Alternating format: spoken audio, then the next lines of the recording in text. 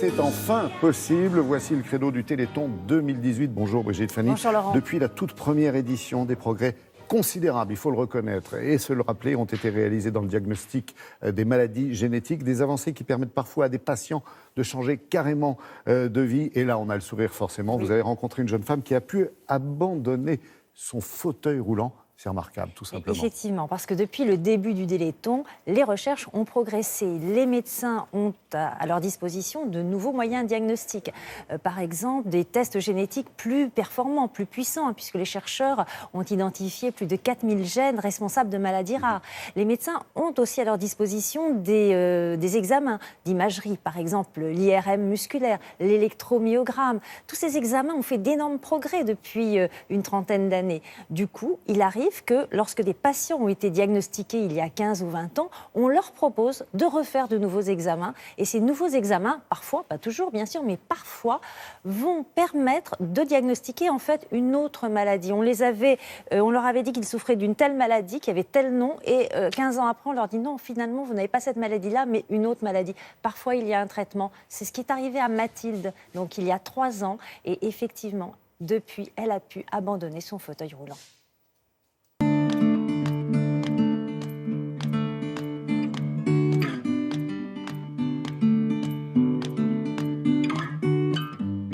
À l'âge de 5 ans, j'ai été diagnostiquée d'une myopathie non étiquetée, c'est-à-dire qu'ils ne savaient pas du tout quel était le gène responsable de la maladie.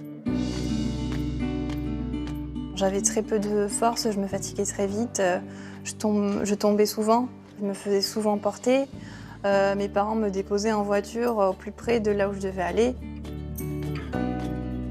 J'ai eu mon premier fauteuil roulant à l'âge de 13 ans. J'ai eu un petit peu plus de liberté, j'ai pu être un peu plus autonome. Il y a 3 ans, l'examen qui a permis de poser le diagnostic, c'est un électromyogramme. Et c'est un examen qu'on m'avait déjà fait plusieurs fois quand j'étais plus jeune, mais qui à l'époque était beaucoup moins perfectionné. Et donc le nouveau diagnostic, c'était un syndrome myasthénique congénital. C'est vraiment une nouvelle qui m'a bouleversée.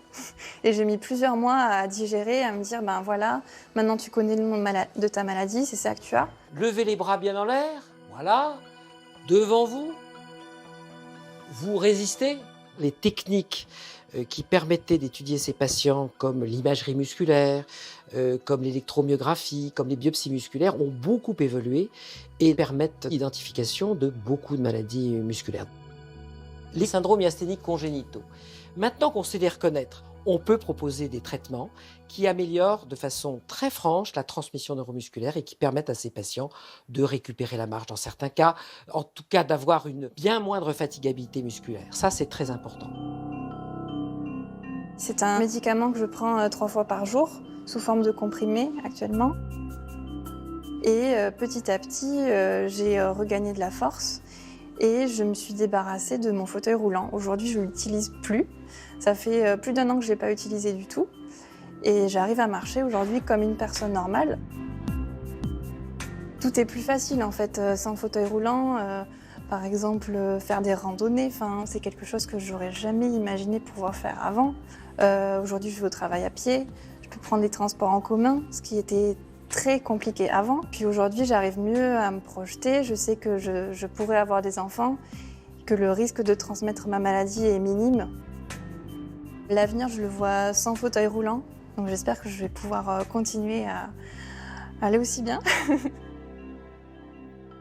Un magnifique témoignage, Brigitte Fanny-Cohen, qui nous donne le sourire en ce premier matin de cette 32e édition du Téléthon. Mais attention, pas de faux espoirs non plus. Pas de faux espoirs, évidemment, parce que toutes les histoires ne ressembleront pas à celles de Mathilde. Tous les patients ne vont pas remarcher à la lumière d'un nouveau diagnostic. Donc, pas de faux espoirs, il faut vraiment insister là-dessus. En revanche, des nouveaux diagnostics, lorsque c'est possible, vont permettre, si ce n'est de remarcher, vont permettre à certains patients, par exemple, d'avoir une amélioration des traitements, une amélioration de la qualité de vie. Parfois, grâce à un nouveau diagnostic, on va pouvoir prévenir des complications graves. pardon, chez des enfants. Donc, ça vaut le coup, quand on a été diagnostiqué il y a longtemps, de rechercher éventuellement un nouveau diagnostic. Les médecins, les chercheurs poussent leurs patients à cela. Il faut savoir aussi que quand, par exemple, des patients veulent, ou les parents de jeunes enfants veulent avoir un enfant, eh bien, on peut aussi, grâce à ces nouveaux diagnostics, faire un conseil génétique. Donc, c'est important d'essayer d'avoir des nouveaux diagnostics quand on a été vraiment diagnostiqué il y a longtemps. Tout ça montre que la recherche a progressé et il faut continuer à aider la recherche. Donc, toujours aujourd'hui, le 3637 ou le téléthon.fr pour faire des dons. Merci beaucoup, merci. Et pour ce sourire, pour ces espoirs et pour ce point très précis, effectivement, sur les avancées médicales. 32 ans déjà, Oui, 32 ans. Et ça avance et ça n'a pas fini, notamment grâce au 36-37 dont vous avez parlé et qui permet aux compteurs, regardez, de grimper, comme on dit. Nous approchons des 5 millions à 4 925 602 €. C'est fantastique et je tiens le pari qu'effectivement, d'ici 9h25, nous aurons dépassé les 9 millions. On compte sur nous-mêmes, on est d'accord.